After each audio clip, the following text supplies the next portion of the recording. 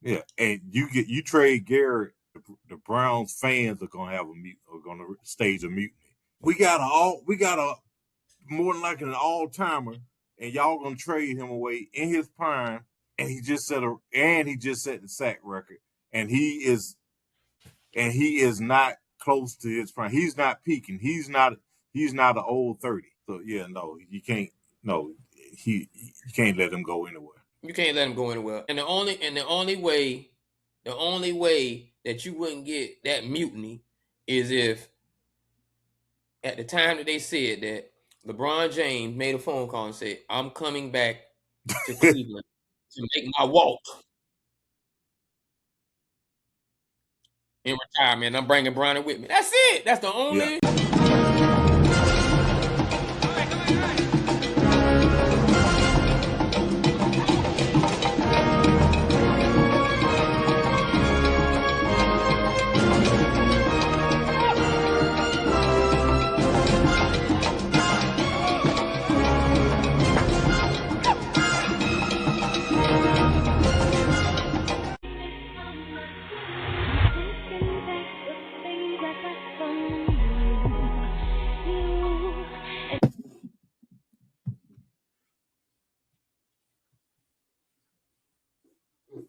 Get some fish.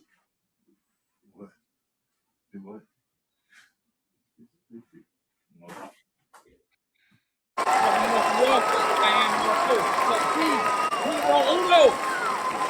Number one, what you want? Not just another sports show, also known as No Jazz Show. I am most definitely your host, KD, welcoming you to our planet, welcoming you to our solar system, and thanking you for joining us again. And for those of you who don't know, we are currently, if you did not know, live on Facebook at DUPONTZNIVEK, live in our group, the No Jazz Show, live on Twitch at GMP Media Group, live in the locker room. Yeah, we live there too. Links can be found on the RUSSELLTANKER, Russell Tanker's page. We are also live on YouTube at No Jazz Show. That's NOJASSSHOW. Please email us at nojazzshow, NOJASSHOW @gmail. For all your inquiries, please join us in the chat because it is March 31st, leading up to, well, by the time we finish this, it's going to be April Fool's Day, but we're not going to have any jokes by that time. Nevertheless, always, because he was kind of giving you all, he was emceeing while that overlay screen was on, our little screensaver was on, with our mug shot sitting up there. But for those of you who do not know that voice that you heard, that is the one and only Tank. Tank, tell these people what's up. Greetings, peoples, earthlings, and aliens who are going to be voted they can tell us Yeah, all of those things. Wait a minute, I got to do it this way. No, it's still that way. Shameless plug for Gatorade. They got a new low sugar. I'm trying to take a lot of the sugar intake out of my life. I've been doing my little lemons. Had to put some cold spoons on my face. How does that Gatorade taste? No, I don't know. Light sugar. Oh, yeah, I had it yet. I haven't had it yet. Hold on. Matter of fact, I'm going to do it during the show. Okay. I'll do it during the show. And I plan on, if it doesn't taste good, I will give it a live spit. If necessary, I will give it a live spit.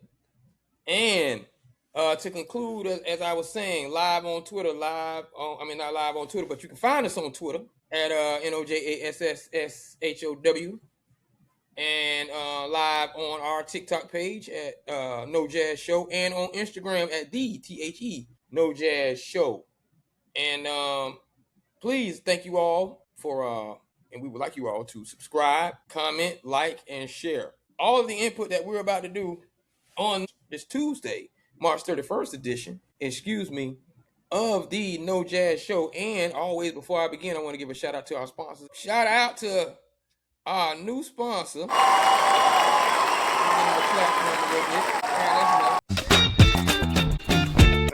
Yeah, that's that new sponsor music. Nah, actually, I messed up and hit the button, so I just let it ride. But our new sponsor is, and you'll see them when you get the edited show, it is the Plug Card, PLG. It is basically a FinCin card that allows you in a group that you're in, if I can get this correctly, for all of your Evite services, all of your invite services, all of your dinner services, where if you and a party of 2 or more don't want to go through all of that, hey, split the check, cash out me what you owe me. The event can be placed on the plug card, and you all can put these cards in the form of tokens, and these tokens can be used to pay for that dinner. And it all can be done in advance via the restaurant, whereas your dinner can be paid for via your token and your tip. And all estimates go back to your escrow account, which has been placed either on your Evite or your own personal token, plug card. So make sure you go to plugcard.com and find out all about the plug card for all of your events, your social events, individual events, and things you want to play for. And it is a growing little company, and they will have a lot of things going on as far as at the restaurants near you where that can be available, and also lodging and hotel, vacations, whatever you want to use your plug card for. Welcome to Plug Card.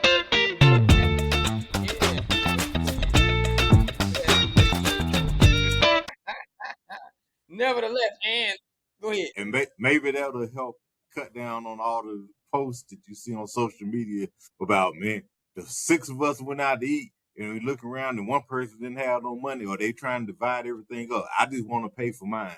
So, hey, that's how it works. That'll come in handy for a lot of people. That's how it works. Yeah, you just load up your money. Yeah. I think it's just like if I'm not mistaken, it works just like Cash App or anything else. You just load your money in from your own bank account after you set up an account.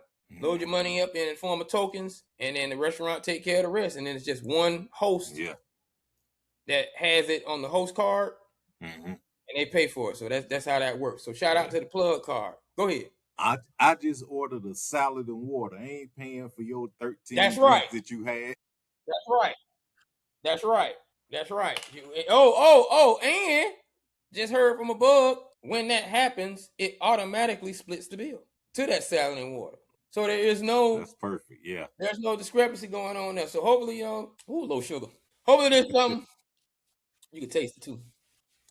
First of all, Gatorade ain't supposed to have a lot of sugar, but I'm not supposed to be able to taste low sugar. But at any rate, and to our normal sponsors, make sure for all of your food delivery needs, whether it be breakfast, lunch, and dinner, make sure you order from Light Snack. That's LYTESNACK.com for all of your food delivery needs. And when you order that food, make sure you order those Magic City Wings from Magic City Wings. And they got a new location in the city, so just make sure you all check that out. But I think it's all virtual anyway, so that doesn't matter. But they just told me they got a new location in the email, so that's cool.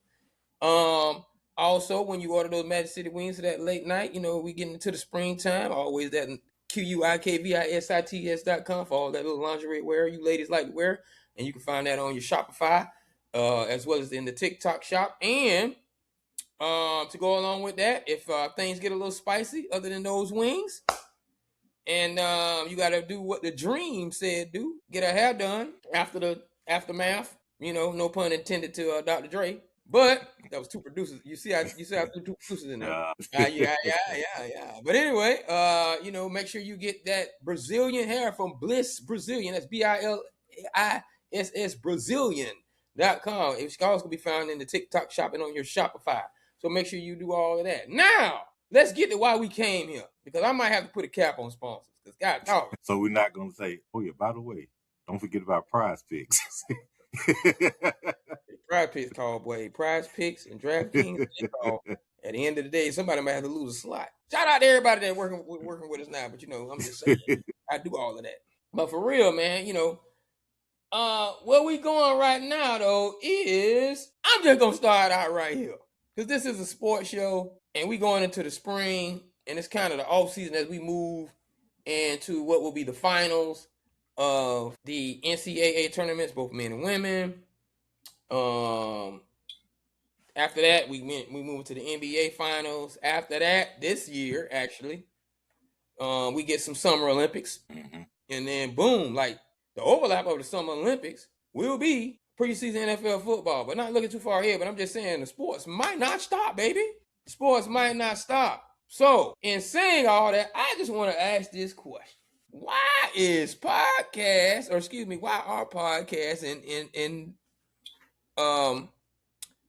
independent media becoming so popular amongst the sports viewers, even so to the point where analysts and broadcasters who are on major platforms have micro platforms that use podcasts as well to spark themselves. Now that and Tank and I are a part of that.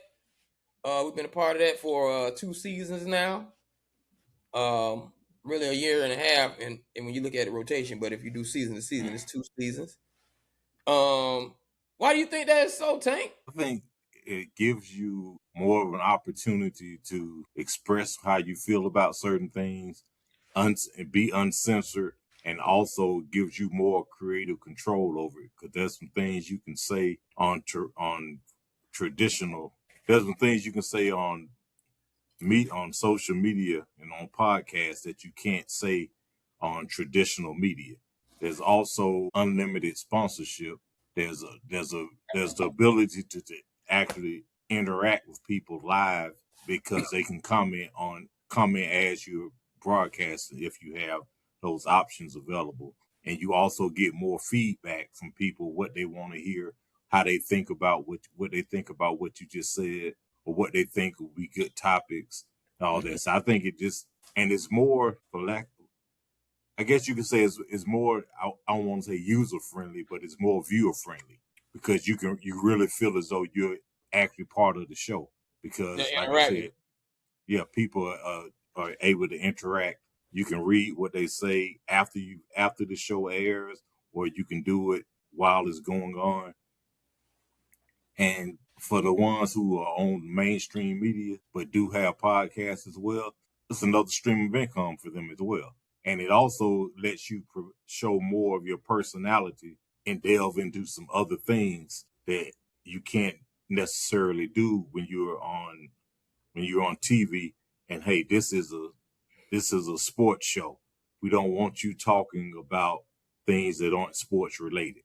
We don't want you to go off on a rant regarding, about music or about old shows, TV shows that have been canceled, or your favorite memories growing up, or things of that nature. So I think it's the freedom that you have, also the visibility, and more people are able to see it because it's on, as we call it, the World Wide Web. Anybody can see it anywhere. So I think that's got a lot to do with it. Yeah, I can see that too. Censorship is not it's not regulated as much.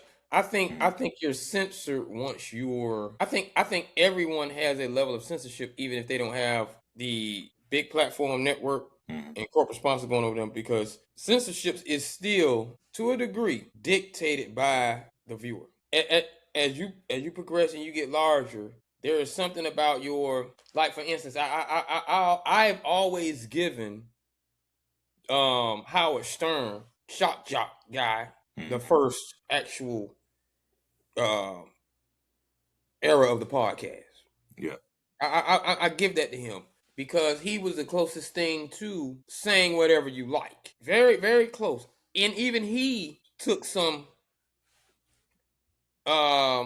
liabilities sometimes where he had to back off of things that he was saying. But I think the podcast situation and just going live on your phone, even if you don't have a podcast, allows you more autonomy. However, as your audience grows, there is a gray area, where either something you said in the past can come back to haunt you, something you did in the past can come back to haunt you. Shout out to Chili. Not that she had a podcast, but I'm just on that. But yeah, things do And come back.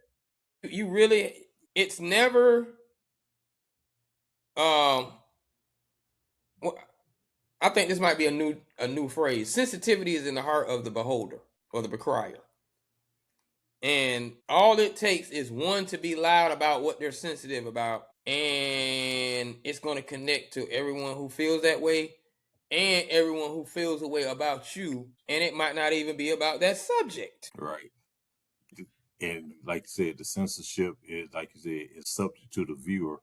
And if you go too far out there, there is a possibility of I think there's lesser possibility of getting canceled doing podcasts than they are Most definitely. doing regular media. And I think that is also what's appealing, because we can say something now regarding something that, let's say, we could say something that people could say was derogatory about women's sports that might not give us a whole lot of backlash that we take, we get a lot of backlash from it. But if we were on a major network and did it, we would have to come out, okay, we got to apologize. We have to say, hey, this is what we meant. We have to start. You don't have to backpedal as much when you're doing podcasts as opposed to regular media. Absolutely. And I mean, some people have made the jump from podcasts to regular media, such as on Pat McAfee, which I still don't understand how that happened, to be honest. But he still had that of the NFL too. Yeah, that too. Yeah, but as far I'm still waiting on the regular guy. Yeah, which is, I think, I think people want to see that. I think people would like to get, okay, wait a minute, okay, you got people who played in this particular league, or people who've been journalists for the past 30 years. Then you get somebody who, wait a minute, now they're talking about what we talk about in the barbershop. They're talking about what we talk about when we're out hanging out, eating dinner, eating lunch, or we at the sports bar. They're talking about it, and they're also talking the way that we talk, and it's relatable. They have they have the Emmett versus Barry, and why you feel the way you do, and why certain players get more credit than they should and others get less credit than they should. They have those type of conversations, which is what I think the mainstream media is missing. I think it's an untapped market, like you said. I think it's an untapped market. Yeah. Well, there are a lot of untapped subject matters that have to be they're organically grown on podcasts and social media groups. Shout out to No Jazz Show on Facebook. Where a post can be shared so many times till it grows into commentary for a podcast, and that commentary can be so strong it grows into something on a major platform. It's happened. Yeah. It's most definitely happened. However, I believe the most popular one is Jordan or Kobe, Jordan or LeBron. I believe, because the media didn't set that one up. That was set up on social media. Yeah. That started on social media when everybody got together and you saw, oh, Jordan has an age group in here too, and they're not old. Absolutely. And then the LeBrons came in, But no, I'm not getting into that argument or debate. I'm just talking about where it organically began. And I think that's the most popular one that made it to a multinational platform. But many of them can and should, but they can't talk about them. Right. There's certain places you stray away from where that is concerned. But I do give a shout out to everybody that's doing a podcast start out, because a lot of podcasters are here because of where they stand in the commentary in the groups. The bot system and all the human beings that just leave work and want to take their anger out from what happened at the job out on your post. It happens. Don't take it personally. Right. That's just who they are. And when they say your commentary is dumb or stupid, really it's just an opinion. Dumb or stupid, don't take it personal. It is for me, like I said, it's a matter of, I think someone at your job has you holding all that anger in, and instead of you commenting on the commentary for what it's for, you letting it all, you just unload that steam out on them. If you disagree with it, you choose the worst words. Yeah. Some people come looking for discussion. Other people come looking for war. Some people come, yeah. Some people are, and a lot of people don't know this about the major platforms. We're dangling a carrot that you know is going to be controversial. Mm-hmm. We know you're coming. What we're seeking is the best conversation tools you have to create your argument. If someone says Emmett was better than Barry, you must don't know football, you dummy. Yep, that's usually what it comes down to. There is an argument for that though, and all we're trying to do is when you are liberating yourself to speak on it the way you speak on it, and you clarify it and you make it clear. Same with LeBron and Jordan. We're looking for the person that can actually set that mark and say, you know what? Now that I think about it, I don't agree with you, but I do see the validity in your point. And podcast hosts and hostesses speak on these things and they study what you say. But what they can't do on their podcast is use your emoji, your laughing emoji, and use all those bickering words you use to use their platform to give you your props for creating that argument. So that's why I do like those platforms, because like you said, it does not allow, it allows what the broadcast companies don't allow, because they're going off straight up what they said in the back office, and that's all we can go on. Yep. You know, with the exception of the back and forth debates that only have a time frame, you know, that the Skip and Shannon's and the Skip and Stephen A. Smith's created. Now, moving on to our next topic, the brackets.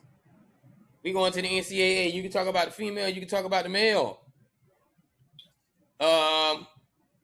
Your bracket busted. Do you play the brackets? I look at what people do, and I'll see who the most common teams are, and see. But I have research and looking at, and as far as what was publicly out there, everybody's bracket was busted quite a while ago because of the number of upsets. Right, and which is good. I see some people still upset about Duke losing because they thought, I think it is kind of amazing that Duke, after Coach K has left, they're still continuing to be extremely relevant in the tournament every year. Yeah, they're a blue blood school. Because you saw once, prime example. I'll give UConn this props every other time, but you do see how Coach John Thompson left Georgetown, can't really make it back. Arkansas didn't do anything. Arkansas hadn't done anything. Dean Smith and Roy Williams leaving, UNC. I know a lot of that has to do with the differentiation of NIL, leaving school early, all those things that they didn't have to deal with is taken into consideration. Shout out to Hubert Davis. But there are some schools still maintaining. They're always in it. And I don't think Duke is one of those schools that's just paying out all this NIL money. I think they've got tradition, and it's like, hey, of course, they offer one of the top educational programs, but also I think it's the fact that people, hey, I want to play for Duke, and certain types of players, they're going to matriculate to Duke, regardless of where else they could have gone. I think if you were to, for the most part, if you were to take through decades, you could put up on the board all the same basic characteristics of all the Duke players, and it would still hold true to today. I don't think that they've deviated from the type of players that they go after, as opposed to other schools who would go after whatever's hot. I just think it's fascinating that you got all of this going on with them, in spite of losing a legendary coach and in spite of NIL coming in. I think it says a lot about the Duke program and really the Duke DNA. And they could have fallen off like everyone else. The Duke DNA. Mm-hmm. Because I think they put forth a very they're very supportive when their alumni doesn't have kids, and then they probably tell these people in the waiting room when the kid is born in the not the incubator, but little thing. There's a recruiter sitting right there. Hey man, little young boozer. I'm already ready for him.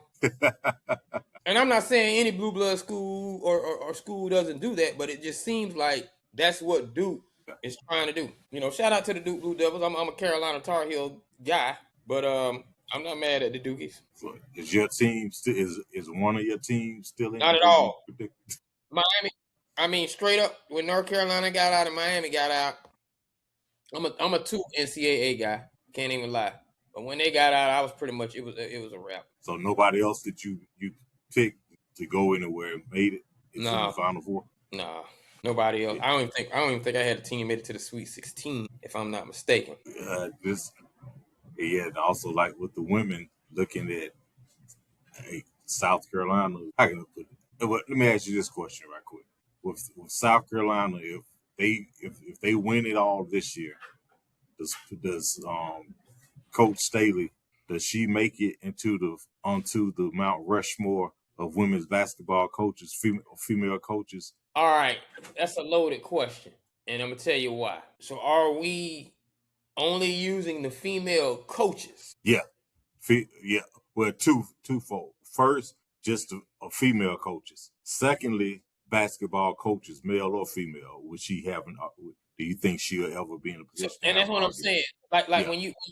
when you put it like that, that means Gino Auriemma is Yeah. off. Not female coaches meaning you coached females. Yeah. Just a female coach. All right. Honestly, if she wins, yeah. And then I would consider her from a wait a minute. The 2-layer question is basketball monument female totality. Yeah. Okay. Then Not the playing career, just her coaching. But what I'm saying, and what I'm saying is, coaching career definitely. If she wins, Okay. even if she doesn't win, being in the Final Four or going to the Final Two creates the argument because of those undefeated seasons. Mm-hmm. Totality, from a generational standpoint, her face is now kind of getting up there with Cheryl Miller, Lisa Leslie. Not as far as playing is concerned, but I'm just talking about an iconic figure in basketball that you've seen grow and expand since Louisiana Tech. Like we've watched this young girl's face. If South Carolina never came along, she was a face of women's basketball as it went from college to WNBA. She was. Mm-hmm. She was a face of USA. I won't say she was one of the best, but I'm just talking about historic face of women's USA Olympic basketball. Like she's been one of those faces. So now from a totality standpoint, if I look at her whole thing, it's not just coaching. Coaching is what's putting her over the top, yes, but it's not just coaching. Okay, but just coaching. Do you think she goes on the Mount On a women's Rushmore? Mount Rushmore? Yeah. Totality of basketball, women. Just from her, from her coaching. I gave a college. I'll give a college. Yeah. Just strictly college. Just college. I'll give a college. I've seen one person say on the post that said that he would have to hold out. She just misses it at this point because she hadn't reached 1,000 wins yet. Because the other women coaches like Pat Summitt, we all know what she's done, and the UConn coach has got 11 championships. Well, you can't use him. But not him. Yeah. But Pat Summitt, as far as saying that if she reaches 1,000 wins, did that solidify her, or does this championship, if she wins it, does that solidify her? Let me see something. And I want to use his argument. Yeah, and I'm just curious as to if they have, because she played at Virginia, if I'm not mistaken, right? I'm just curious as to if her alma mater has ever come calling, and if they haven't, why not, or will they ever come calling? And what will her? Who was that? What she would do? Staley. I thought she played at Louisiana. She played at Virginia. Okay. I would be curious as to if they come calling, would she leave, or if they've ever called her, because when your alma mater comes calling, it's a little different. I don't know if that would be considered her dream job or anything. 88 to 92, the golden years. See, she's in the golden years of a whole lot of stuff. 88 to 92 is the golden years of a lot of stuff. Charlotte Stingers, 2-time USC.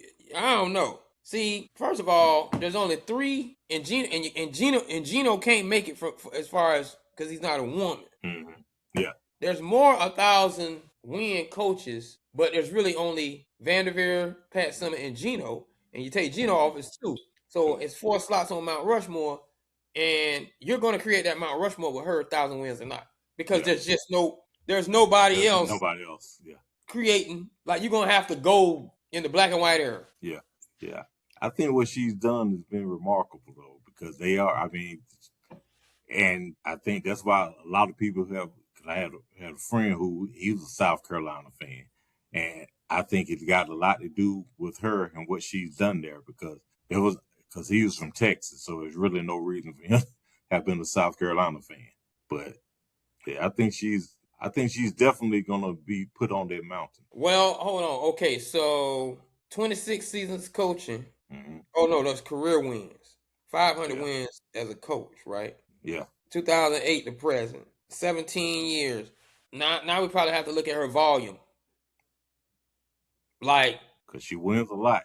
She wins a lot. Like, is she winning them faster than Gino? Is she winning them faster than Pat did? There's an era where she's going to have a Pat fall off and a Gino fall off. Mm-hmm. It happens, So who's to say? But before we get to that fall off, I just want to make sure you all are watching the No Jazz Show. Please make sure you like, subscribe, comment, share. And you can find us live on Twitch at GMP Media. We are live in the locker room. We are live on my page, DUPONTZNIVEK. We are live on Russell Tanker's page, RUSSELLTANKER. We are live. The link can be found on our Facebook page at NOJASSSHOW, No Jazz Show. Make sure you comment, like, subscribe, and also to our friends on TikTok, we are live, and on YouTube, we are live at NOJASSSHOW, No Jazz Show. So again, back to Don Staley. I think you start. Let's go back to our first thing. I think you start on the podcast and start in the commentary and start putting her name in there, because you need a new era name that someone can gravitate to. They're not gravitating to Gino. They're not gravitating to the late Pat Summitt. Is she still here with us?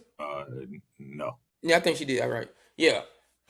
Yeah. So to connect the dots. Yeah, and her consistency is what is not just consistency, but the fact that she's winning at a fast clip. Also, she's winning at a fast clip. She's not finishing 2 games over 500. Winning, and I mean they can punch their ticket to the tournament every year, and they're gonna probably be. Let's look at the other aspect. When you put your players in the NBA, and then they become the dominant ones and the dominant forces in the NBA. Yeah, that's she's doing it at a fast clip. I mean, that's part of the resume. Mm-hmm. Just because, in the words of Gilbert Arenas, just because it took you this long to do it in that amount of time, and I did it in this amount of time, you still did it. I still did it. My 672 career wins or 500 whatever plus wins might have been more effective than your. We are in the era where, and I don't want to switch too much, but we are in the era where Michael Jordan's 6 rings is more effective than Bill Russell's 13. Is that not how we? They do. They do tend to overlook what Bill Russell did, and they have different reasons and excuses for why they do so. And for some people, it's justified. Other people, it's like, hey, you can't hold that against them. So yeah, but it does. But errors do play a part. Most definitely. I mean, Dr. J is 5 or 3. No, 3. 3.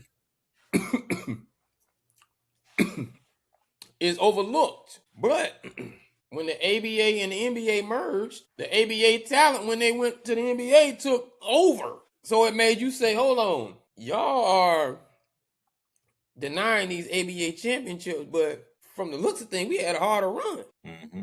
And your talent crossed over into here and made it. And we dominated. Problems, yeah.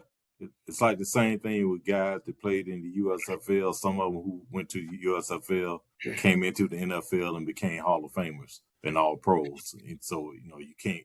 It's kind of hard to knock the talent that comes out of other leagues or rival leagues sometimes. Namely, Steve Young, Reggie, Sam Mills. Anthony Carter. Anthony Carter. Yeah. And I remember Gary Anderson or Gary Carter, whatever his name. Garrett Clark. Garrett Clark was, yeah. Bad Doug, boy. Bill, Jim Kelly. Oh man.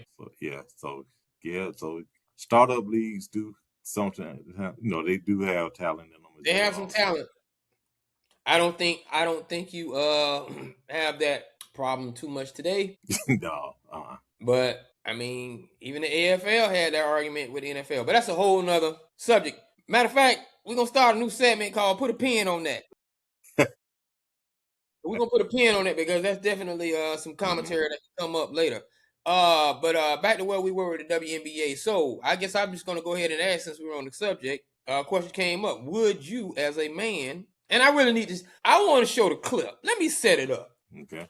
There was a clip where the context of this is based on support to me. There's a clip out there where a young man is on the street. He asked a group of young women, how would you feel about a man wearing a WNBA jersey? And I don't know if there were any positive feedback to that we saw, or that we didn't see. But what he gave us was only the naysayers to if they see a man with a WNBA jersey. Then he asked the men, and the men had totally different reception of it. Yes, I would wear a WNBA jersey. I don't feel any type of I don't feel effeminate. I don't feel like it's something that a man shouldn't be doing. I would definitely support my favorite player. Even one guy said, and this is where I stand with it, I would probably be a fusion of two, just to answer the question. If the color wave is right, I'm rocking it. And I'm gonna tell you how I know I'm rocking it. I'm gonna tell you how I know I'm rocking it. Back in 1990 something, maybe 91. 91, 92. That's before social media. I know, right? As if that's important. Air Max 180 was a very popular shoe. And man, they had a color wave in Foot Locker. It was that electric blue and white. Like the color wave for men was red, white, and blue. But the color wave that I saw was electric blue and white beside the red, white, and blue. Everybody had the red, white, and blue ones. If you get them, you get them. Everybody, oh, you rocking them 180s. Cool. But I said, and this is when I found out what I wore like 11 and a half in women's. I said, I got to have those. I had to have them. That color wave was just too hard not to have. I probably couldn't do that today because of what they do. But then again, I have no fear of what's going on. But the unisex color wave craze is just so whatever. It's not necessarily a male or female shoe. But nevertheless, that's my example. So all I'm saying is, if the color wave hard enough, absolutely. Yeah, because I saw that clip, and then the post I did the post in across a couple of pages on Facebook, and I think there was, let's say, out of 50 people answering, there was one woman that said no, that no man should be wearing a jersey after the age of 29. Period.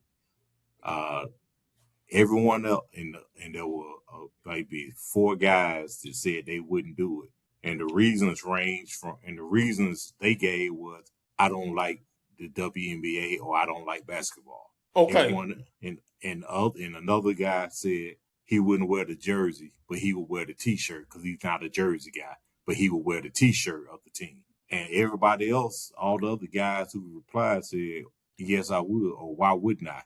It's showing support of the team. And one guy said, hey, Aja Wilson is my favorite athlete, period, and I will wear her jersey. And some people saying if it was their team, they would wear it, or if they were a particular fan of that player, they would wear it. Me, I'm not a basketball fan, so I wouldn't be wearing a jersey, because unless for me it would simply be color scheme. It would be the color, like if it's a black and gold or something like that, and it's a good looking jersey. Yeah. I'm not gonna be like, oh, because. And one woman said, why wouldn't? What's the problem? Because women wear football jerseys all the time. Because it's not. And the thing is, like you said earlier, It's about support. If you're trying to support that team or that player, you do it. It's not about, oh, that's a girl's clothes. No, it's not.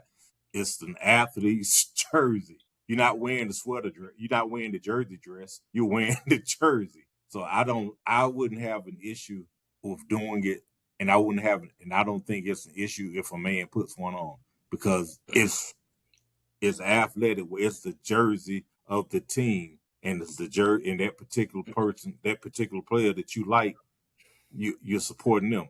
So I don't see what the big deal is. I really don't. Shout out to a podcast and what we said earlier to open up the show.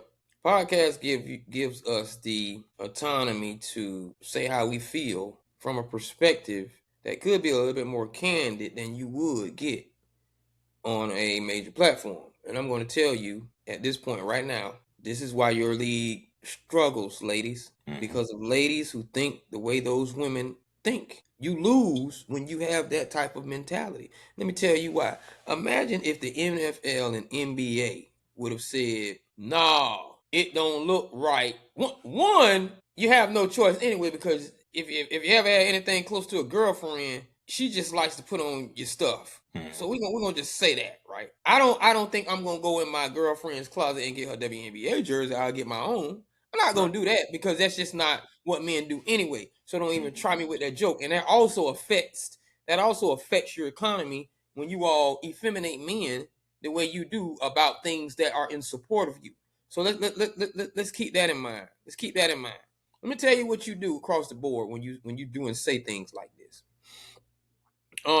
Imagine if the NFL, and I put Major League Baseball in there too. Imagine if the NFL, NBA, and Major League Baseball, because soccer's cuts are both ways. But imagine if they said, nah, you ladies can't be wearing men's jerseys. Imagine if they looked at you when you came in the game those first few years with the men's, and you wore, oh, that's your man's jersey because it's oversized. And then imagine if male sports said, wait a minute, whoa, you mean to tell me she took the jersey, cut it up into a female jersey? Great idea. Then you started seeing the transition of the female cuts versus the male cuts, and you saw them in different sales. NFL still sells both jerseys for the same amount of money. Right. Imagine if they cut themselves. Imagine if they, how do they say, cut off their nose to spite their face.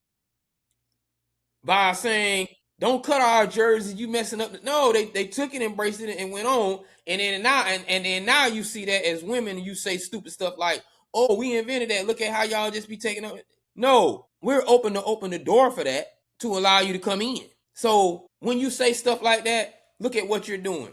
You're telling the WNBA, wait a minute. Okay, that dude wearing my jersey, he's supporting me. You know what we need to do? Let's make a male cut. And you know what they're gonna do with the male cut? They're gonna charge you $10 more. Mm-hmm. Look at how you close. Look at how you close your own doors with your mouth. Yeah, just accept the support that you get, and because of male support, also the WNBA was able to reach a new CBA. Exactly. And those players are making more money now than they did before. And now they're making the minimum. What they take home would be what they made previously before taxes. But now what they take home is what they will make, is what the max of what they were making before taxes previously.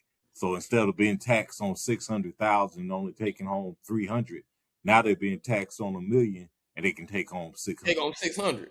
Yeah, and you get the support because guess what dudes do? They wear their jerseys on game day.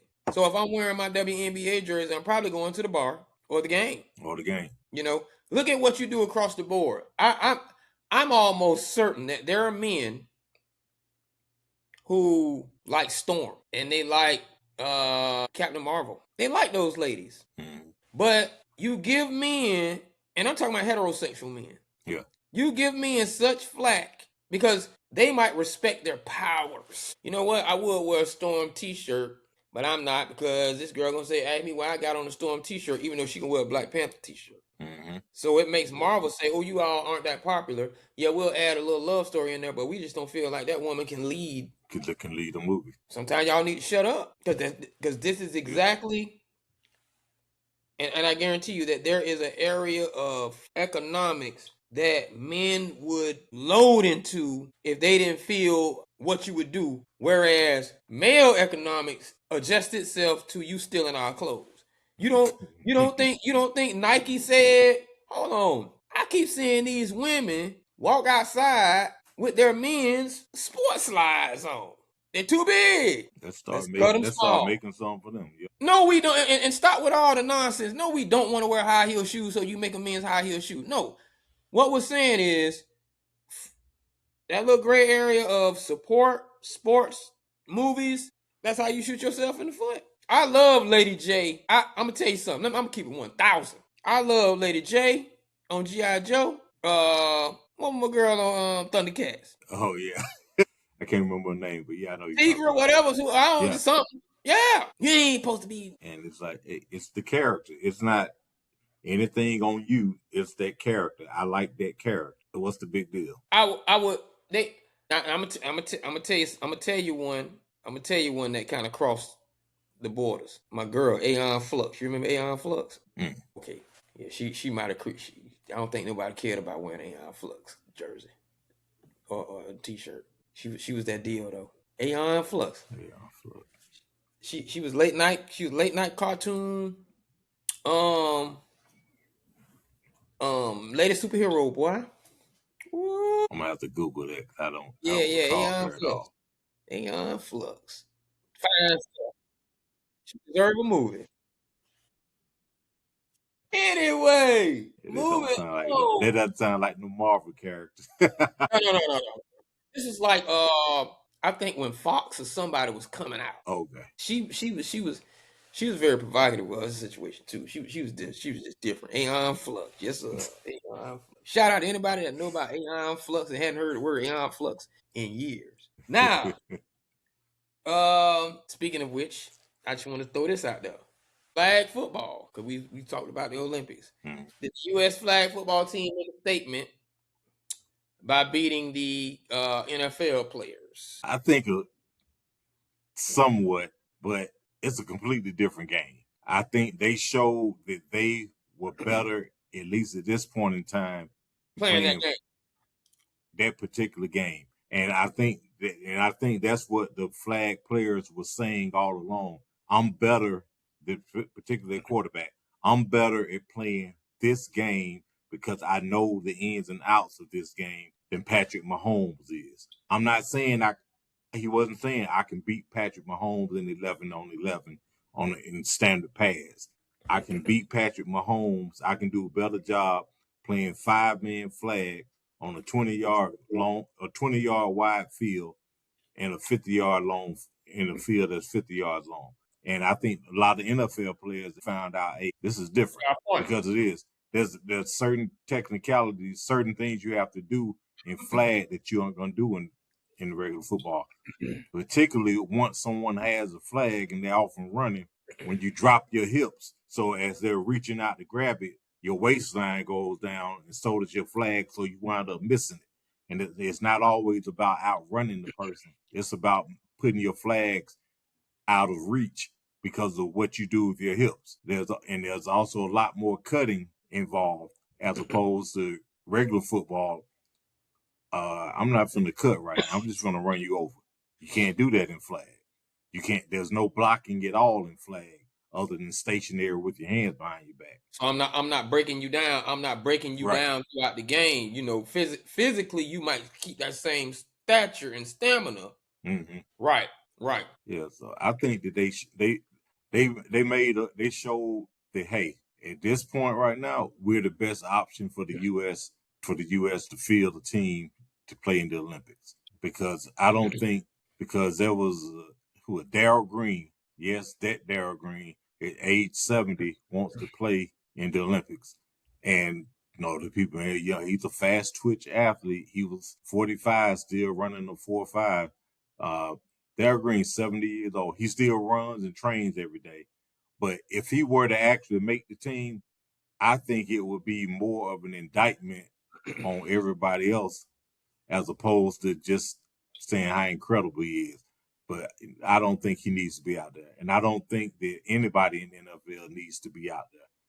Not just because they be better, not just because the flag players are better at that game. But I'm telling you now, I was watching the game, and the active players I was watching, I was saying, man, all it takes is one quick move and a knee pops, and that owner is gonna cuss to high heaven. That GM is gonna, that coach, everybody is gonna. I mean, you think about Joe Burrow's out there. We already know, Joe, you can't stay healthy anyway. He's out there running and trying to dive. Imagine Joe Burrow out there and he dives playing flag football. This is not even in the Olympics. This is on an exhibition type thing. And he tears his knee up or he tears up his throwing shoulder because he comes down wrong. How are you going to spin that? Here's my thing. I like a lot of stuff you're saying, because let me tell you what I'm hearing. We're talking about athletes, right? At the end of the day, athletes who want to compete gonna compete. Right. Probably one of the I'm gonna tell you one of the safest stamina sports for all athletes that a lot of athletes don't play. Shout out to everybody in Tampa who know what I'm about to say. Highlight, racquetball, but definitely highlight. Speed, hand-eye coordination, hip. You about to get it all if you know how to play the game of highlight. But everybody don't play with highlight. But my point is, off season, I just want to play something to keep me active. Is usually basketball, even for football players. And there's always an opportunity to injure yourself playing a pickup game of basketball. That's what I'm talking about. Pickup, rec, gym basketball. When the football players go and play against the basketball, the NBA players who also do it too, there's an opportunity that they can get injured, but they see the separation in play. I think flag football, what I saw, it opened up a lot of information about how, just like basketball is, 1-on-1 is not team basketball. It's not 5-on-5. 3-on-3 is not 5-on-5. Right. It's a totally different game. It might be an easier transition for an NBA player to go play 3-on-3. And a 3-on-3 player who plays it regularly might say, we are the best at what we do. I think that can happen too, but I think it's easier for a 5-on-5 team guy to go to 3-on-3. And I'm not saying it's not easy for an NFL guy or former NFL guy to go play flag football. However, I think it's closer NFL guy going to play flag football, NBA guy going to play 1-on-1. Different monster.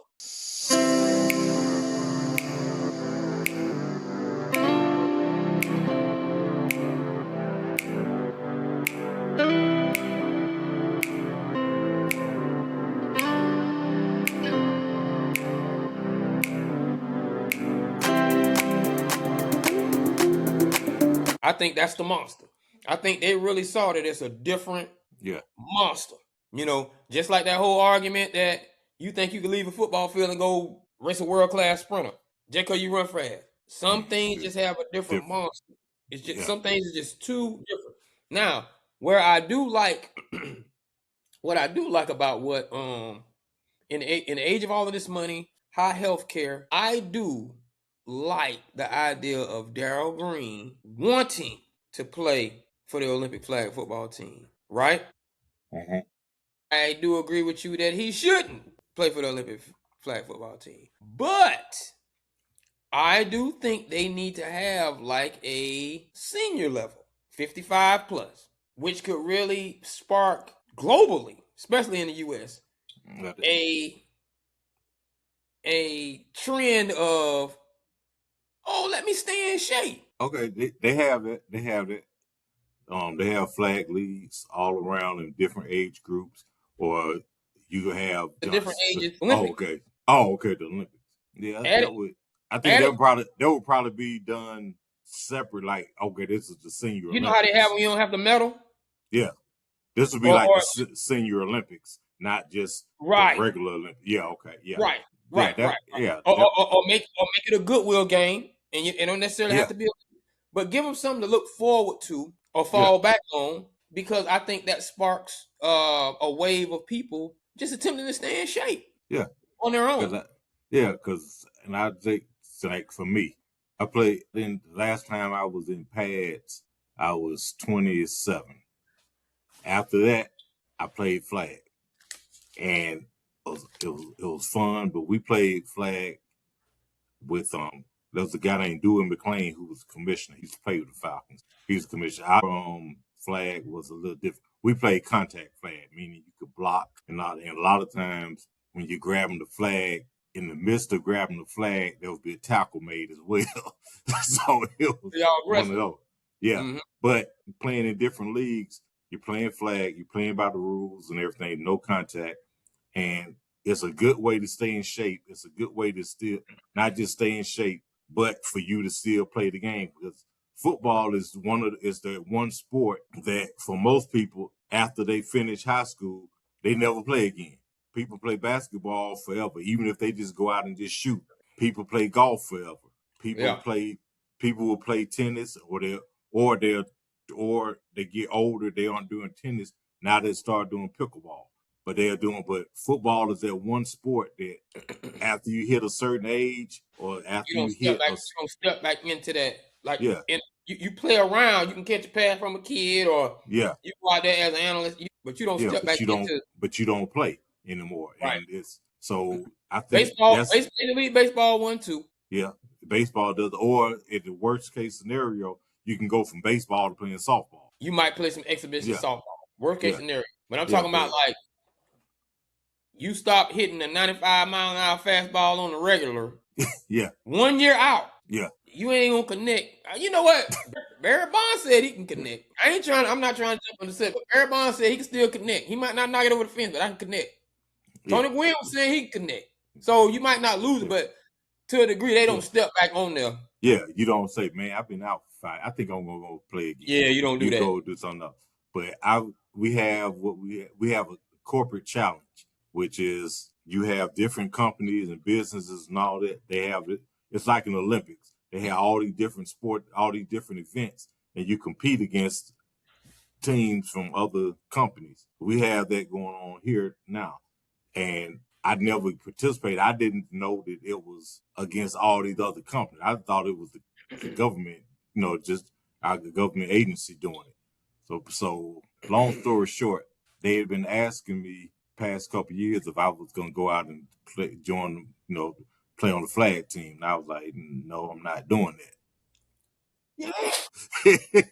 I'm not doing that. Plus, I'd had shoulder surgery and all of that, so I wasn't in position. And so this year I decided, because I hadn't played flag in like 7 years, I said, well, let me go out here. Man, I went out there, muscle memory starts kicking in. But after a certain amount of time, at a certain age, your muscle memory kicks in, but reality kicks in also. Reality. I'm not moving as fast as I think that I'm moving. The ball is coming faster than it's supposed to, or my hands are going up slower than they used to. There's certain things that I was out doing, and because I think we play next week, and it's a single elimination. So you start playing at 6, and if you keep winning, it'll go on to 10. And I'm like, man, okay, my goal, and this is what we're talking about with Darryl Green. He trains, of course, but I'm like, okay, my thing is I don't want to hurt anything. I don't want to pull anything. I don't want to tear anything.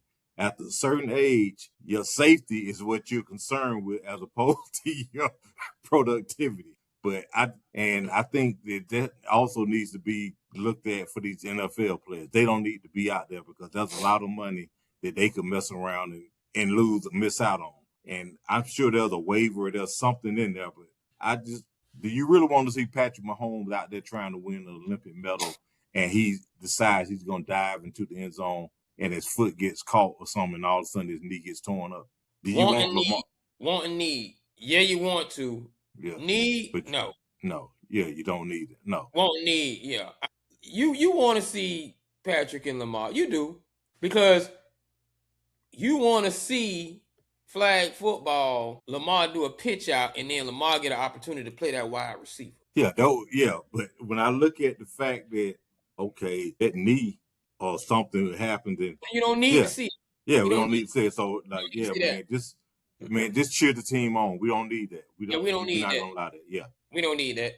We So don't need yeah, that. but to answer your question, yeah, I think USA, the You US see how you flag see how team, they did. OBJ can get out there Yeah. and still play, but that knee don't connect with the NFL like that. See, you know Right. what I'm saying? Yeah. So you know, no.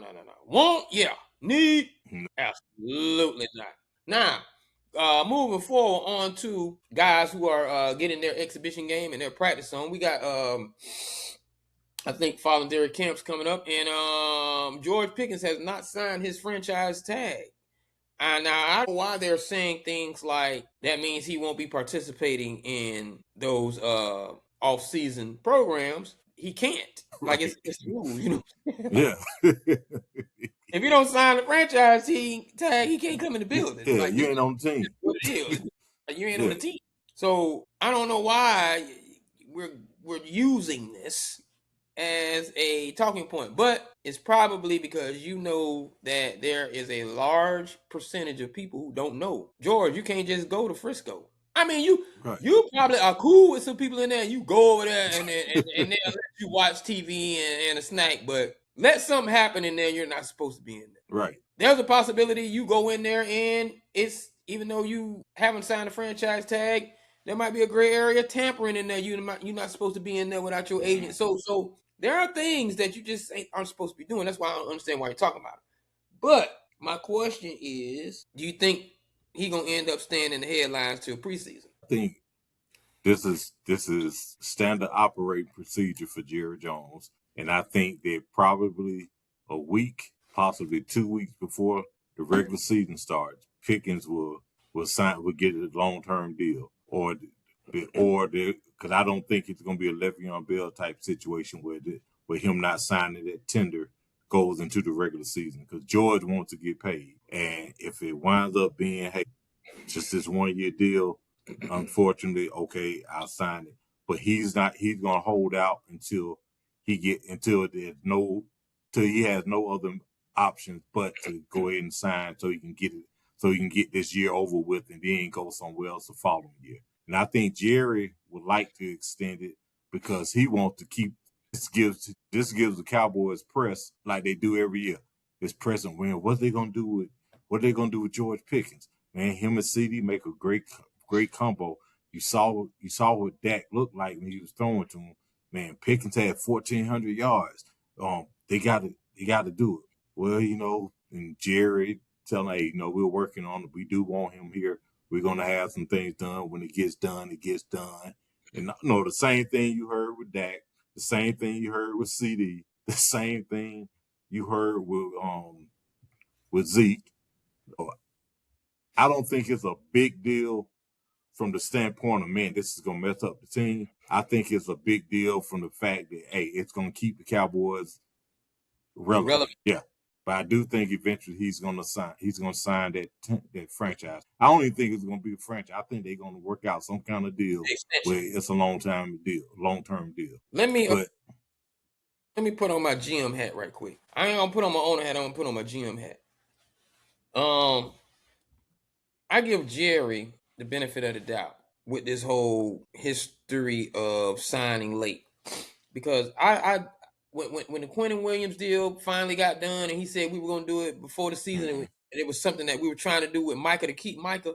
It dawned on me, and it dawned on me that this was a reality that Jerry, and I'm not saying that he's the only team that gets it, but I believe the Cowboys are probably getting fleeced and trying to get hoes because, oh, we're going to make you pay more because you're the Cowboys. And Jerry doesn't want to take a lot of these deals they're putting on the table, so it looks like he's wasting time not getting it done.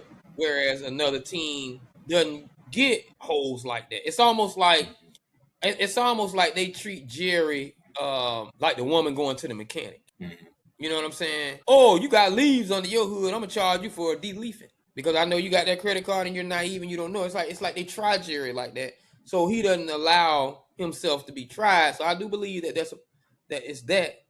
goes on with why it takes so long. So I just want to put that out there.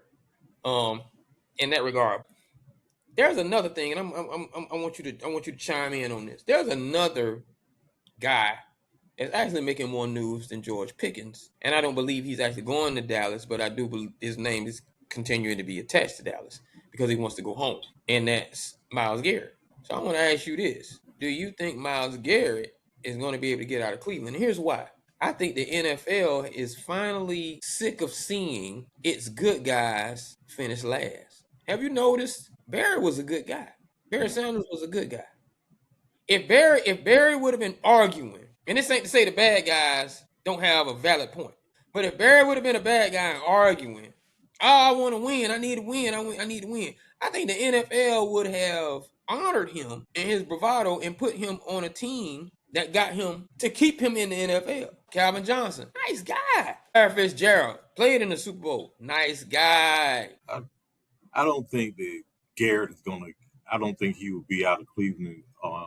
Maybe at the earliest after this season, but other than that, 2 years. I think Cleveland feels that they're on the right track. They ain't, but Cleveland feels that they're on the right track. On the championship track. I said they're not, but Oh, Cleveland thinks. Yeah, Cleveland thinks they are. Yeah. Oh, okay. Yeah. And I don't think that they. Yeah, and they're really a 200. But I think they feel as though that they're on the right track, and they also know that Garrett, he's the crown jewel. Regardless, you got a guy who has a name, who hasn't really done anything, and he does play the high profile position, but Garrett is their crown jewel, and Garrett just coming off of a record-setting year. They're not letting him go. They just restructured his contract, and they haven't even come out and said why, because that's their business. They say that's our business for why we got together and restructured this. And obviously it's to clear up salary cap money so that they can do some other things. But no, I don't think Garrett will be gone for at least 2 years. It's possible at the earliest it will be after this season. And after this season, depending on how the team does, he might press the gas and say, all right, let me out of here. I said I wanted to win, but we had done it in these past 2 years, and I'm not getting it. It's easier to press the gas at 30 than it is 32. Yeah. So after next year, I can see them moving on from him. And then that's if I just want to ask you something. Market-wise, and what I'm saying is everybody ends up in a market that does not allow their star to shine as bright as it normally would have. This is going to be another thing that we put in a pen topic. Top 5 guys who were in a market where if they were in another market, like taking nothing away. But I asked myself, if Lawrence Taylor was in Arizona doing the same thing, or New Orleans doing the same thing, or Tampa Bay doing the same thing, and you switch him with Andre Tippett in New York or Hugh Green in New York, who keep the same numbers, whose star gonna shine brighter?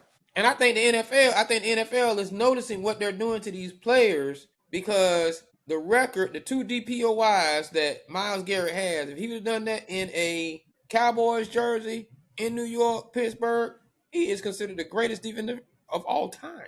He doesn't get that yet.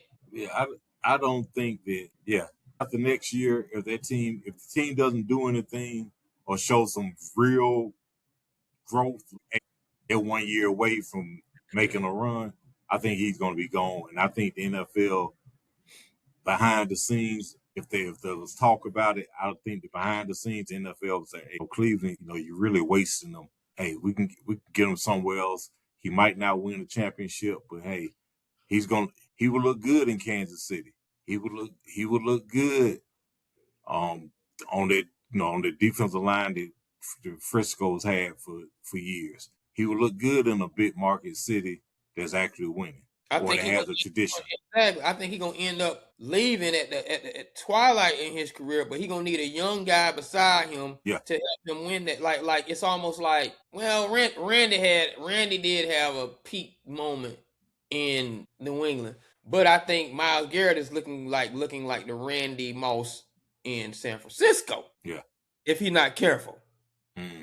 Because you don't want him to be, and this isn't a shot, because he's all time. He was a heck of a player. You don't want him to be J.J. Watt. You don't want him to be J.J. Watt. He didn't deserve that. Even though J.J. Watt still has a better argument in Houston than Miles has in Cleveland. The only argument Cleveland has is well-known franchise, etc. But I think Baltimore stole that. Yeah. It's Cleveland. It's the armpit of the NFL, Cleveland. And there's a reason Garrett probably has more press this year because of what he did than he had in his previous 9 years, because he's been in Cleveland. A lot of people didn't know this was his second DPOY. Yeah, because he's been in Cleveland. I got a question for you. I want you to give me who, and this is a question of value of player. I don't know how you gauge it, but this is where I'm going to present it to you, and you gauge it for me. Value of player. And I'm gonna give you names, different positions. I just want you to answer the question. Myles Garrett, since we're talking about him. Dak Prescott. Let me see where I want to go. Jamar Chase. Value to the team or value to the league? Hold on. Okay. Let me Jamar Chase. Derrick Henry. Derrick Henry. No. Saquon Barkley.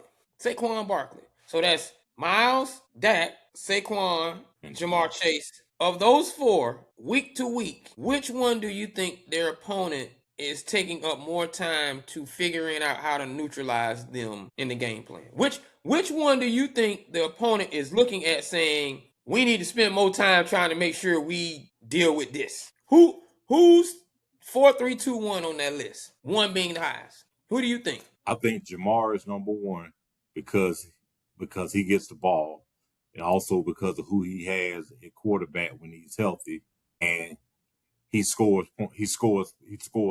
Okay. So I think Jamar first. I think Saquon. I think next is Garrett, because he can wreck offense. You got to highlight him on every play. You got to circle him, because if you don't, your team, you're gonna probably still win the game, but your offense, it's gonna be beat up. And because he has no help on offense, it really doesn't matter as far as who wins the game. I think Dak and Saquon are probably a tie. Okay, so I gave you, but I think Jamar is like this compared to everybody else because of what he does and the position he plays and who he has getting him the ball. Now, if he had Kenny Pickett getting him the ball, if I would have taken Jamar out and put Justin Jefferson in, looking at who gets him the ball, who's number one? Jefferson goes down to 3 or 4, because in spite of his ability, he's got a bounce passer getting him the ball. And you saw what JJ did this past year. I'm gonna take JJ out because I guess what you're saying is if he go down to, you say he go down to 3, JJ 3 or 4, yeah, because his lack of quarterback. Miles bump up to 1 because you had Dak and Saquon. Keep that same group. I'm gonna take JJ out. CeeDee Lamb. He took JJ out. You still got Miles. I think Dak gets elevated a little because of CD. Because of CD. It's not because Dak is better. It's because CD will make catches. He's going to feed. He's going to force feed. The same thing would be George Pickens, right? Yeah. You think you do the same thing, George Pickens? Does Dak go up? Does Dak elevation make CD number 2, or does it make and put Miles 3, or you keep Miles at 2? I'm still keeping Miles, in the driver's seat because he just because of what he does, his impact. But the thing that because we did not want Myles Garrett to wreck our offense. We're gonna probably still win because the Browns have no offense, but we don't want to have to win a game 7-6 just because Myles Garrett is out there. So basically, what I'm trying to honor with what you're saying, and I know I use those names. I was using. Oh, let me do this. I'm gonna take out keep Chase, Mhm. and Saquon and Dak, but I want you to add Michael Parsons with Myles Garrett. On the same team? No. Oh. Same question. It's still Garrett first, and you got Saquon, you got Dak, and you got Michael, right? So, right. So Okay. all I'm saying is this. From a value standpoint, this guy did not go beyond lower than you. You probably would have to put, because what I'm giving you is top 5 players at their position. Yeah. And this guy didn't go past number 2. So the value of Myles Garrett to your team when he is in a position of trade value, you're saying he goes no lower than 2 with like you said Dak was number 1. So if CD, even though it ain't gonna happen, got a $55 million hit. Yeah. So it can't happen. But if CD on the table and they say, hey, we'll give you Myles, we don't want the pick, and we'll throw in Jared Judy, but we need CD for Shador. You keeping Dak. You just told me that this man value don't go past 2. You got to give up a lot in order to get Garrett. I'm sorry, he's one of those guys right now for me. We'll give you that 21st round pick, and we'll give you that 27 first round pick. He want to come home. Does me getting Garrett mean that I'm gonna get to the NFC Championship? My defense was 32. I'm using Dallas because I'm a fan, but they did it. What I'm saying is I'm a fan, but they have the toughest climb. Yeah. With one man.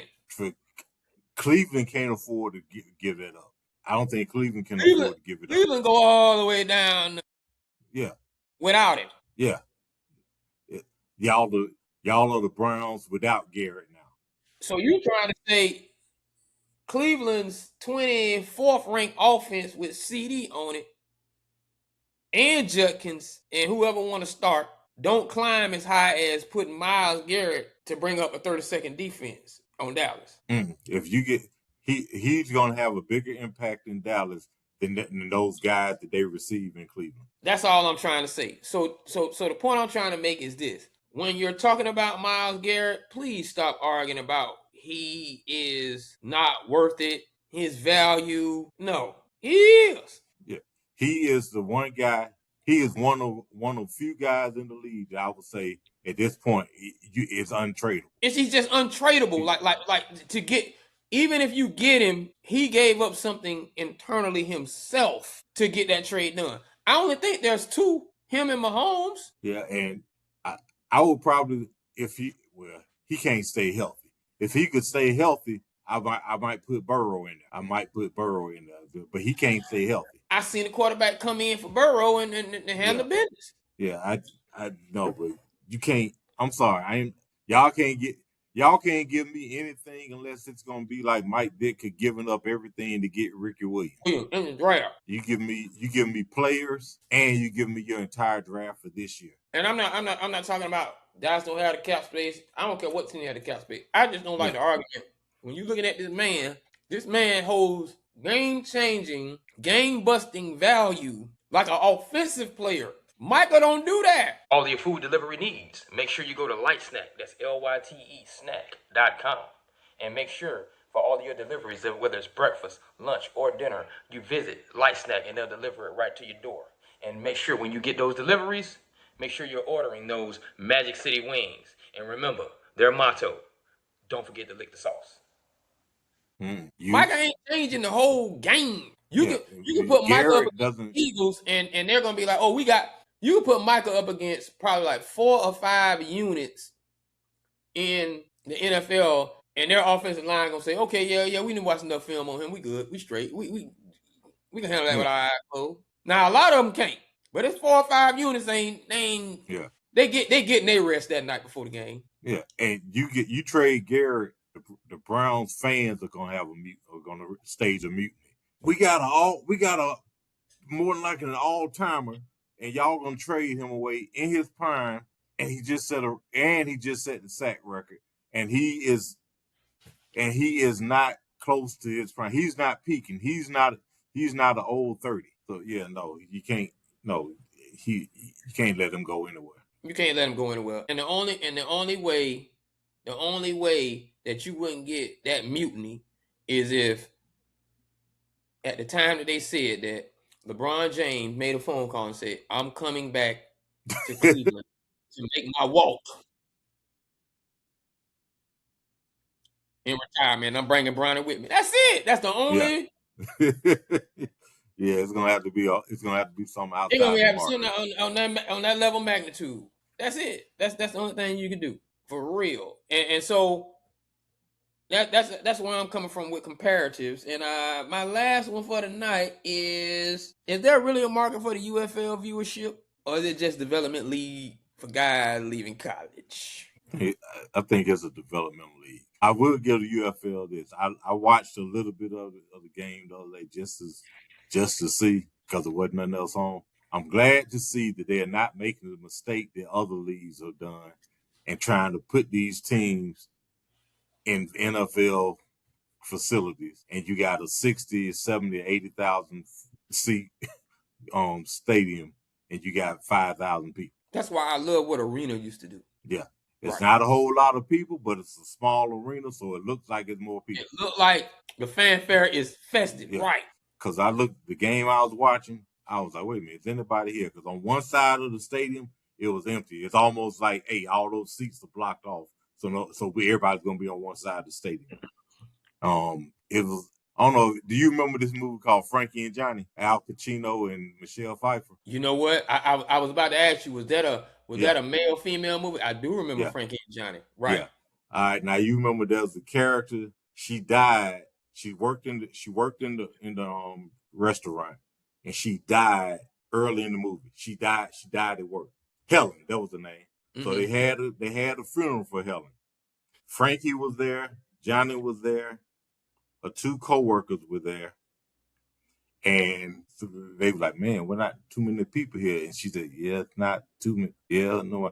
And she said, well, it was nice that he sprung for the flowers. And somebody said, and the lady was making this thing. She was like, well, I'm just saying, I'm glad we didn't book the cathedral because there wasn't nobody there. Right. Like 6 people there. And it was a small venue, so it was still empty, but it didn't look as empty as if it had been in a full cathedral. That's the same way these UFL games are.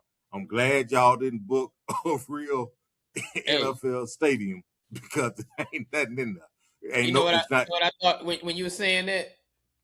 I was thinking about how the stadium looked before Scott turned into the Wolf.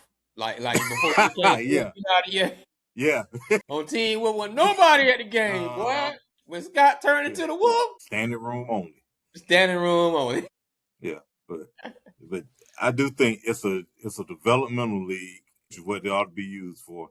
And it's also for these guys, for the NCAA to stop giving these guys 7, 8, 9, 10 years of eligibility. Like, look, you've had 5 years. Take your monkey behind over to the UFL and play over there, and get off campus. That's what I think the UFL will be good for. And again, I don't have any qualms or whatnot. The guys trying to pursue their dream and keep playing play. Go to the UFL, try to develop, and maybe they'll find a diamond in the rough, and they'll bring in, actually make it and be like, okay, this guy could really play. He just came out of school too early and had needed time to develop, but no one put the time and the money into him in the NFL, but you were able to do it in the UFL. That's the only thing for me. That's the only thing the UFL is good for, a developmental. And they should tell those guys, when you're here, your goal should be within 2 years, after 2 seasons, you should be in the NFL. If you're not in the NFL within 2 seasons, there's a 99.8% chance that you're going to never make it in the NFL. You're going to never make an NFL roster. And you're going to be here, or it's going to be time for you to get on with your life's work and use, hopefully, the degree that you got. Absolutely. Now, I want to go back to our point of, I had to make sure of something first. I want to go back to our point of the NFL leaving their greats in these lowly markets, before we close. Got a little minute. In these lowly markets and not allowing their guys to ascend into championships. And there's a name, because I didn't find out who he was. He kind of like Bubba Smith and Rosie Greer to me. Name is Dan Dierdorf. And I'm saying he's like, I'm looking at his accolades. Put him in a Green Bay jersey. Put him in a Cowboys jersey. Put him in a Pittsburgh jersey. Chicago. But a Phoenix jersey? You don't find out who he is until he gets on Webster. He did some Monday Night Football maybe before that too. So, but at any rate, his name stuck out to me. Interesting that you brought him up, and because no, he wasn't on Webster. You think about? Oh no! Dan Dierdorf wasn't on Webster. It was See, I'm bringing up the wrong name, thinking it was Dan. See what I'm talking about? How you do that? But it was really the other dude, the other lineman that played in Detroit. Yeah, but Dan's a Hall of Famer. Yeah, Dan a Hall of Famer. He was on Monday Night Football. Night. Yeah, and a lot of people didn't like Dan on Monday Night Football. I liked him. I liked the fact that he was simple about it, and I don't know why some people just don't like guys that talk and whatever. Dan, and this goes because we got the draft coming up. For me, Dan Dierdorf probably has one of the most unusual things regarding his draft. He was a second-round draft pick out of Ohio State. No, out of Michigan. I'm sorry, out of Michigan. Yeah, He came from the state of Ohio, and people were upset because he went to Michigan. And the reason he didn't go to Michigan is because Woody Hayes never offered him a scholarship. He didn't think that he was good enough to play it for Ohio State. So he went on, played it, became All-American, played it Michigan. But the thing that I believe he's the only person in draft history who can lay this claim. Well, no, because other people on their team can do it. But the fact that he's a Hall of Famer, the fact that when he was drafted, the St. Louis Cardinals didn't even have a head coach. They fired the head coach after the end of the season. So his head coach eventually, who became his head coach for 2 years, didn't even select him. He was selected. Dan doesn't even know. He doesn't know if the owner selected him or if the general manager selected him because they didn't have a head coach. Now who was that first round pick in 1971? Let me look that up. He was second round. Yeah, the first pick.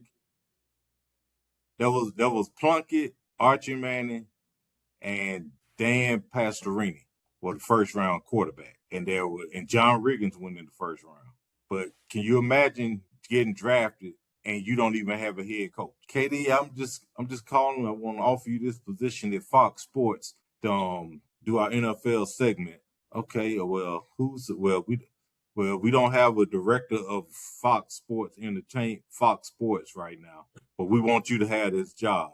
Okay, so who am I reporting to? Who am I getting my marching orders from? Don't worry about that. We get that taken care of. So that person who comes in, they don't even know if they want you or not. You don't know if they want you. Can you imagine that though? Your first job in the NFL as a player, you're drafted, you're a rookie, that you don't even have a coach to welcome you and to say, hey, welcome here. I'm glad to have you. This is what we're planning on doing. Man, check this out. You know who they drafted first? Norm Thompson out of Utah. He got drafted ahead of Jack Tatum. Again, who? And I'm sure he probably was like, I don't exactly. Yeah. Got drafted without a head coach. So who ended up being the head coach? What's his name? I can't remember his name now, but he went 4-9, 4-9-1 for those 2 years. He was only coach for 2 years, and they got rid of him. Forgot they was in St. Louis. Destined for that's destined for trouble, man. That is destined for trouble, boy. Wow. That's like going to work and saying, okay, who do I report to? Who's my supervisor? We hadn't hired a supervisor yet, but you need to go over there and do such and such. So who do I call into or who do I ask for help? We'll let you know. Oh, yeah, exactly. You get on the plane. You know how they try to get you out of your hometown real fast and get to the headquarters? What's the scheme? Am I going to play guard or tackle? Am I going to be on the left side or the right side? Look, man, just come here. So come here, we'll give you a Norm just showed up like, Let's go see what the Cardinals doing. You know what I mean? That's bad, man. That is horrible. That is bad. That is bad, man. But that's some draft trivia since we getting what's ready to come up for the draft. That's in what's a few up. weeks. And I don't want to do that wrong. But Alex Karras. Yeah, Alex Karras. Yeah, was the one I had confused. And speaking of Webster used to be a friend and a close confidant of the late great Michael Jackson, whose rollout is coming. And it's coming fast, boy. And it's coming good. There's a lot of these little trailers hitting kind of. You can see April 24th. Yeah. And did you hear they leaked his last recorded song, the last song he recorded. They leaked part of it. It's called "Remember What I Told You," and they say it was dedicated to his kids. It was him, but it sounds like, and you go on TikTok and you can find it. I know it's on TikTok. Put in Michael Jackson, "Remember What I Told You." It sounds, it's two-way. It sounds like he's talking to his kid, telling him, "Hey, remember what I told you, but like, hey, I'm not gonna be here, but remember the things I taught you." And at the same time, it sounds like closure for his fans. It's like, man, Mike just died. He just gone. It's like, man, this is what he would have told us if he knew that he wasn't gonna be here tomorrow. Really? Yeah, you're going to. Is it in the movie? I'm hoping it's gonna be in the movie. I'm hoping that it's when the credits are rolling. They kept this held all this time. Yeah, they say it was leaked. I'm hoping that when the trailer, when the credits rolling, I'm hoping that they play that. But if they do, it's not gonna be a dry eye in the house. Go ahead. Go ahead with what you were saying though. Unreleased song written and produced and recorded by Michael Jackson in Las Vegas in 2008. Mm-hmm. Also known as Just Remember. Wow. That would be something to, and if it's nice enough, it don't have to be, it can go number one. Yeah. It's only a minute and 30 seconds. Yeah. So they need to release the whole thing. Leaked August 7, 2025, January 6, 2026. You know what's funny about that? Who produced it? He produced it. Yeah. What's funny about that is I'm hoping you were gonna tell me R. Kelly produced it. because of what's going on. Yeah. With the Boosie stuff resurfacing. And I know that's all due to the movie. But what you think about that? Cause and I'm only saying this because I can't get tired of turtleneck. I've been seeing it on what a little turtleneck versus. Well, I wish it was wintertime. Yeah. But at any rate, I'm just saying, that I believe that, and the Michael Jackson movie come out has made this whole Boosie statement that R. Kelly would destroy Michael Jackson in a versus if they were to do a versus. Yeah. I'm gonna tell you something, man. I'm a fan of both of them, like heavy. Mm-hmm. I just played like all day. Mm-hmm. R. Kelly. I just put it on and let it go, right? Now, did you play R. Kelly songs or just that he did? Or did you play stuff that he wrote for others also? Well, what it is the Apple Music they're gonna put in stuff he collaborated with. Mm-hmm. They're gonna play the Mary J. It's on, It's a lot of that, but most of it was him. Okay. And I'm gonna say this: there is a versus out there, baldhead R. Kelly versus cornrows R. Kelly. There he is, because I don't think anybody can match up with him. But to Boosie's point, I don't think Boosie does also what I do. Mm-hmm. Boosie don't put on Michael Jackson and let that off the wall and beyond go either. I don't think he has a respect for what was going on. This ain't saying R. Kelly will lose, but destroy, you tripping. Yeah, he said he's smoking. Like nobody is gonna smoke. No, like nobody. I don't think. Cause then he said. Then what got me is he said, "How many Michael Jackson songs do you know?" That told me right there that with him even saying that, right? Yeah, he don't know a lot. Dude, we're not just talking about Michael as a solo artist after he left his brothers. We're also talking about the stuff he did with his brothers. the Jacksons, and before that, the Jacksons 5. We're also talking about his solo projects that he did when he was still with them in the 70s. We're talking about Being, the song about the rat. We're talking about Happy from Lady Sings the Blues. We're talking about With the Child's Heart. We're talking about Who's Loving You. We're talking about songs that he did as a solo artist as a child as well. We're talking about 40 years of music. And for him to, and so we talking about 10-year-old Michael. We're talking about preteen Michael. We're talking about teenage Michael. We're talking about young man, 21-year-old Michael. We're talking about 40 and 50-year-old Michael. No, to say he be smoked is not going to happen. And to say, I don't think he will lose either, because there's so much. And for anyone to say how many Michael Jackson songs, that just tells me that you don't know his catalog. That's all. He don't. Boosie, the era he came up in, like, he seems like he close to my age, but there is 43. See, and that ain't close to our age, because that's a gap. That's a gap where he caught Michael Jackson probably on After Bad. He probably called Michael when he was singing "You Rock My World." He probably called him on Invincible. He probably called Mike, exactly. He probably called Mike on "You Rock My World," the Rodney Jerkins era. You don't remember the Rod Temperton era, bro. You don't remember the Quincy Jones era. You don't. You might be playing and messing around with that end of with some of the Teddy stuff, some of the Teddy Riley stuff. Some Teddy stuff. You might be, and this ain't nothing against Rodney. I'm just talking about when Boosie might have caught him. He don't. Speaking of Rod Temperton, do you know Karen Carpenter was supposed to get rocked with you? Didn't know that. And I'll one up you on that, or I'll see your Rod Temperton to the Karen Carpenter, and Brandy's "I Want to Be Down" was supposed to go to Vanessa Williams. Woo! And I forgot who was it Beyonce stole something from? Stole Me and My Girlfriend from Toni Braxton. Yeah.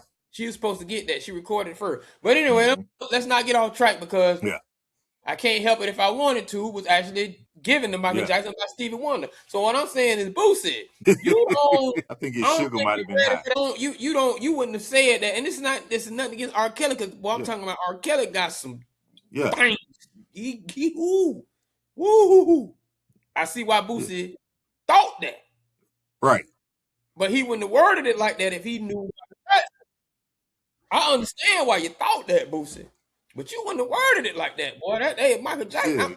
I don't even think Michael Jackson need to go back. I'm gonna allow Michael Jackson not to go back to the Jackson 5, because they didn't allow him to have his Thriller tour, and you're gonna see that in the movie. Yeah. But I'm just telling you, that Rock With You, that off the wall, and Thriller. Bad was good too. You think about it now, all those 3-4 albums in a row. What was the you remember the time? They all sold 20. Remember the time was Dangerous. That was Dangerous, yeah. Man, everything sold over 12 million. You ain't trying to play around with them for that era right there. You can't play with that boy. Hey. And if you want to get something from when he was with his brothers, and it sounds like it was really a solo track, because he stacked his vocals and he was the only one singing on it. Heartbreak Hotel, This Place Hotel. Yeah, Boosie. Boosie blood sugar must have been either extremely high or extremely low when he said that, because that ain't. I get it. I get it, but you need to go. Yeah. You would have said that, boy. Yeah. Like R. Kelly got a man. Hey, he's got a catalog. Nobody's gonna ever deny his catalog. But to say that's like saying that. That's like saying Floyd Mayweather would have knocked Sugar Ray out in the first round. You know what, though? I'm gonna tell you what it is. That gap. There is somebody out there that said Stevie Wonder couldn't hold a candle to Michael Jackson because of that gap. Mm-hmm. And they be forgetting what Stevie Wonder did. Yeah. 4 albums of the year award in a decade. That's what that be. You be living in that. You be living in that gap. Like, man, y'all don't know them Stevie Wonder. I was playing around with that gap. Mm-hmm. You can't. But when you go back, nah. But it was on another level now. But it was on another Always. level. But it was on another level. You know, man, he was on another level. Like I was trying my darndest, boy, cause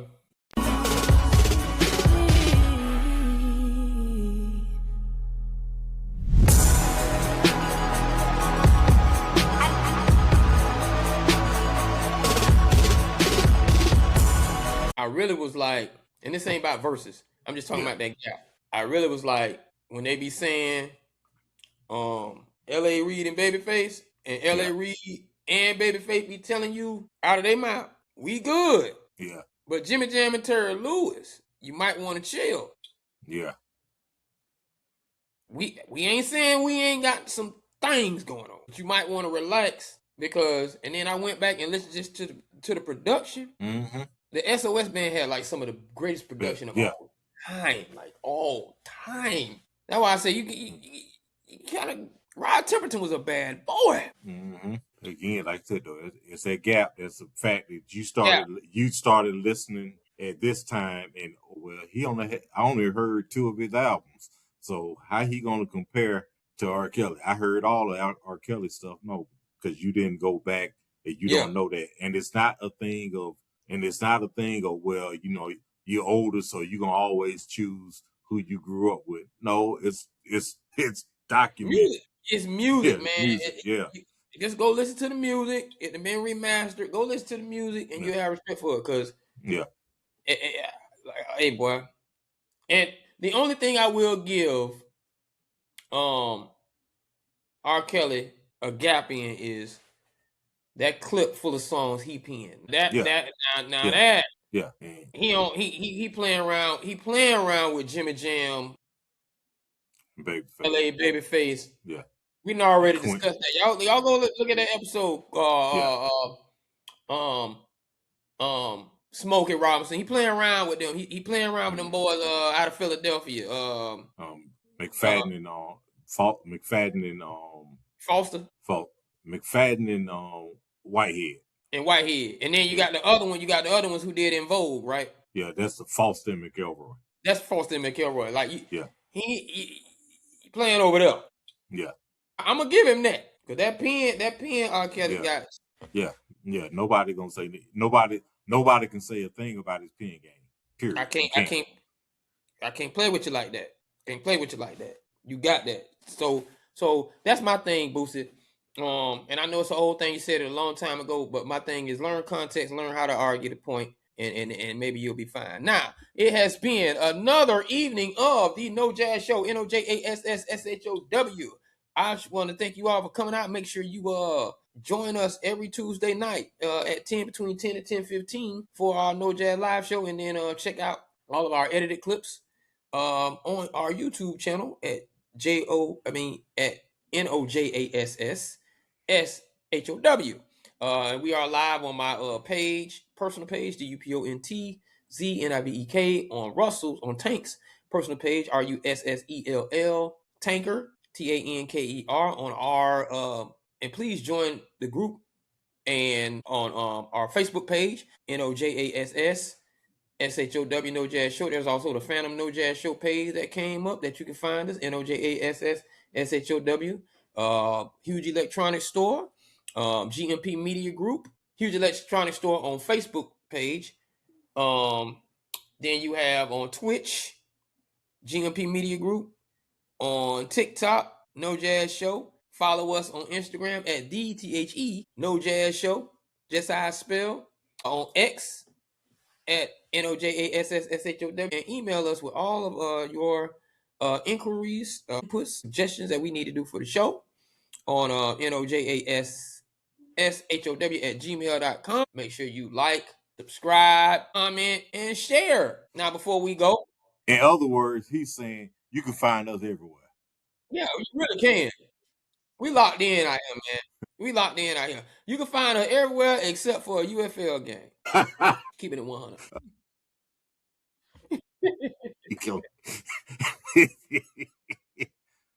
And those are things you can say on podcast that you can't say on regular. Hey, why the UFL come at me like, boy, we were gonna give you a sponsorship, but you want to talk, run your mouth. But anyway, like we always do at this time, do you have any last words, Tank? I'll just keep it brief. Everyone has an opinion. Everyone's free to have their own opinion, their own thoughts. You're even free to express them. But you also have to realize what your thoughts, your words, and your actions, they do come with consequences. Uh, Hopefully, this icon is it's iconic tour that's going to feature In Vogue, Salt and Pepper, and TLC. Hopefully, it won't be impacted too much because I got to go and see Cindy again. Anytime Cindy comes, I go. Ooh. And hopefully, the backlash that Chili's getting from her stuff that she decided to do won't impact the tour, and people will still go and see the other acts that they enjoy and not really mess up the church's money because of what Chili's done. Even though I did see on a couple of posts, people saying, hey, they aren't going anymore because of what Chili did. You know, people, you got to remember things that you say, things that you do, they do have repercussions, even though it's not illegal for you to do those things. So be wise before you hit send, copy, post, or whatnot. Like they tell us at work, and like we tell people, before you click send for their email, think about it. Would you want it read in court one day? Exactly. And I guess this could have been a topic because I'm going to extend my last words on that, and I'm gonna keep it brief too because I think Tank has said pretty much what I was going to say in regards to that. I wish the T and the C of TLC the best of luck. I hope because you have to sit there with In Vogue, and who's the other group? Salt and Pepper. Pepper. Oh man, the iconic tour. Like I don't need any of these ladies to be affected, and I think that their talents and the hits that they have itself are inelastic goods that can withstand any of the onslaught and pressures. Because I do believe that the music itself and the night out and the nostalgia of it all will indeed, and I think once they put on a good show, this will subside, and I do wish the best for that. But in regards to what Tank was saying,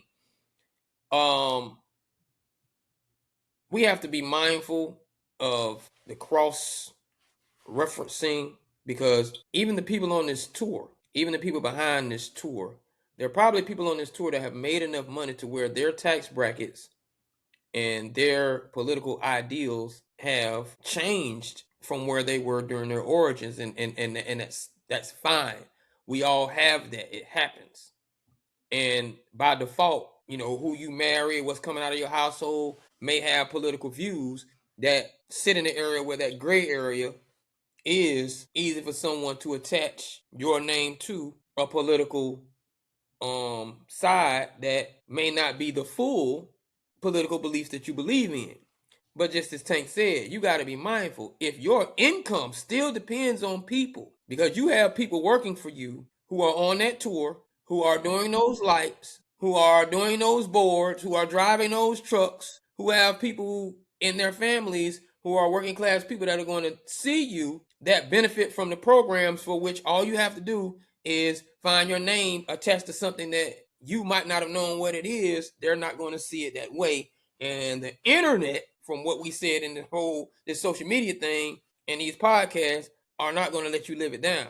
So you have to be mindful that if your income is in any way still tied to anyone that benefits from programs that you're trying that someone is trying to take away, you might not want to contribute in your name.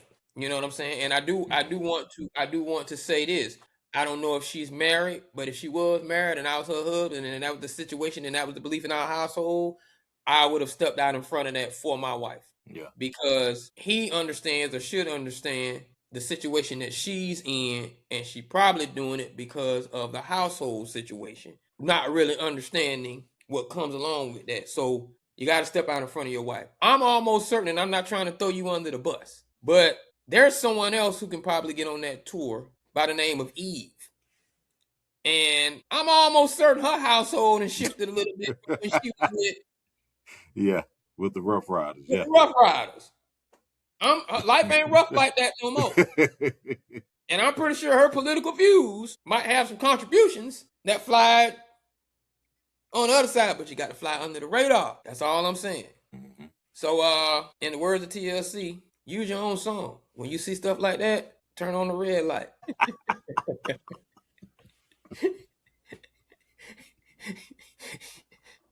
And stop. And you'll be all right. Now, this has been the No Jazz Show. And as we said from before, that was the last word. I want to thank you all for joining us. I want to thank you all for coming out. Now, like we always do at this time, Tank, salute these people. We are out of here. See you next week.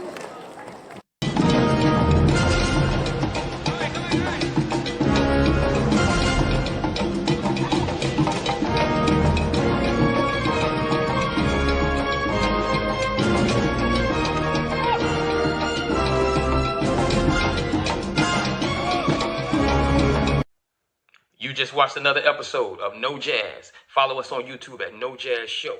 And make sure you hit us up on Twitter at No Jazz Show. Make sure you hit us up on Instagram at noj.a.s.s. Follow us on Facebook on our Facebook page at No Jazz Show. All right? See you soon.